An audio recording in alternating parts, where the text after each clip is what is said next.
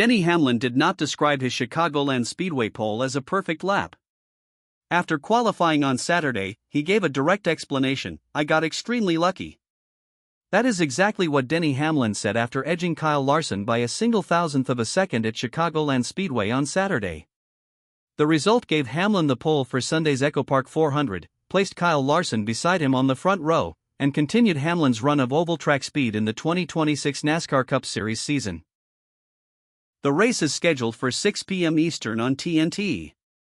Denny Hamlin, driving the number 11 Joe Gibbs Racing Toyota, turned a lap of 30.296 seconds at 178.241 miles per hour. Kyle Larson, in the number 5 Hendrick Motorsports Chevrolet, answered with 30.297 seconds at 178.235 miles per hour. One car. 1,000th of a second. That was the smallest gap the timing system could register, and it decided the top starting position. And it set the entire front row for Sunday's EchoPark 400. Behind them, Chris Buescher qualified third and Brad Keselowski fourth for RFK Racing. Ty Gibbs, Christopher Bell, and Chase Briscoe took fifth through seventh for Joe Gibbs Racing. Bubba Wallace, Chase Elliott, and William Byron completed the top 10. The order of qualifying became part of the story. Denny Hamlin ran early in the qualifying order. At a track where the surface can gain speed as temperatures fall, that position in the order is usually not the preferred one. Hamlin's explanation focused on sunlight and track temperature. According to Hamlin, the final 12 cars in the qualifying order went out under 100% full sun. Chicagoland Speedway's surface is extremely temperature sensitive, and direct sunlight heats the track and slows it down. Hamlin said the timing worked in favor of the number 11 Toyota because the later cars had to qualify on a hotter surface. Hamlin also pointed to the final moments of the session. He said that if one more car had gone out after Ty Gibbs, the final qualifier, that driver likely would have had more favorable conditions because the track was moving back into shade. Hamlin said, "We got very fortunate that the last 12 cars had full sun. 100% sun." He added that the corner speeds began to slow after his lap. "I'll be honest with you, I got extremely lucky," Hamlin said. "Anyone that goes out right now beats me. I'm very confident in that." He also said his goal entering this session was only to qualify 12th, not to win the pole. Then he added, "I'm the Chicago Master. What can I say?" The pole also changed Hamlin's place in the record book. This pole was Hamlin's 52nd of his career, which broke a tie with Ryan Newman and moved him to 9th on the all-time NASCAR Cup Series list. It was also his fourth pole of the 2026 season and his third consecutive pole on an oval, following poles at Michigan International Speedway and Pocono Raceway. Hamlin is also the only driver to win poles at both Chicagoland Speedway and the downtown Chicago street course, where he started first in 2023. At 45 years old, in his 21st full-time Cup Series season, Hamlin entered Chicagoland after oval wins at Nashville, Michigan, and Pocono, a streak that included the first three-race win streak of his Cup career.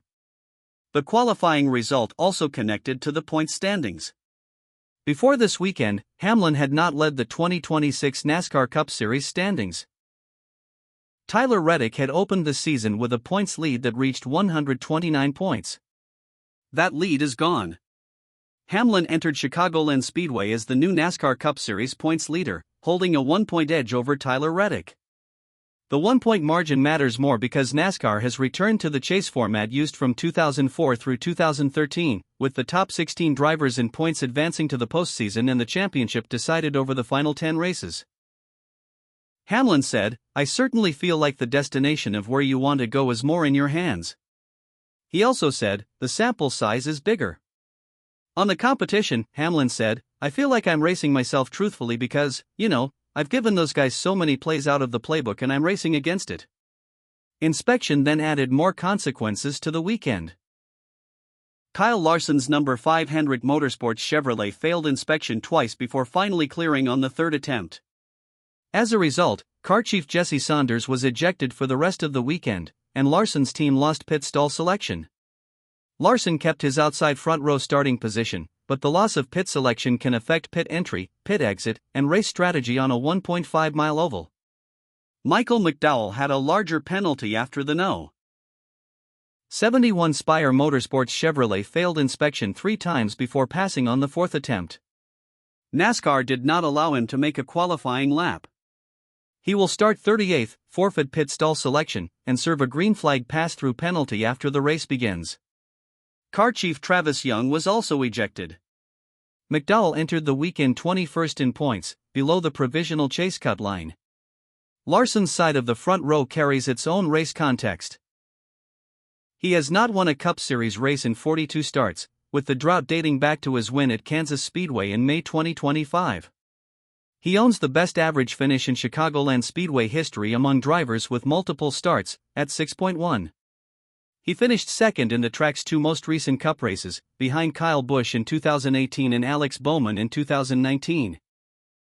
The 2018 battle has also been part of Larson's return, because he rewatched the last lap duel with Busch before testing in April and again before this weekend. Kyle Busch passed away in May at age 41. Larson said, "It was a really neat battle and it's always fun to be a part of battles that still to this day get replayed, and I've been a part of a few." He added, "So yeah, just wish he was here for obvious reasons and we could have another battle." There is also a financial and bracket element to Sunday's race. The NASCAR In-Season Challenge has reached its 2nd round, and Larson is matched against William Byron, his Hendrick Motorsports teammate. The 5-race bracket pays $1 million to the eventual winner. Hamlin is the number 2 seed and the top remaining seed in the bracket. He faces Eric Jones, who qualified 22nd. In other teammate matchups, Ty Gibbs faces Chase Briscoe, while Larson faces Byron from inside the top 10 starting group. The future of the track is also part of the weekend. This is Chicagoland Speedway's first Cup Series race since 2019, a 7-year absence. Talk of the downtown Chicago street course returning in 2027 leaves the Oval's future on the schedule uncertain. Chase Briscoe, a native of Mitchell, Indiana, said he wants NASCAR to keep coming back to Chicagoland and also mentioned the possibility of running both the street course and the Oval. Austin Dillon, who qualified 25th, called the venue a track with character and said he would like to return. Hamlin said, "This track is going to race so well that it will be hard to say, let's go back and take it off the schedule."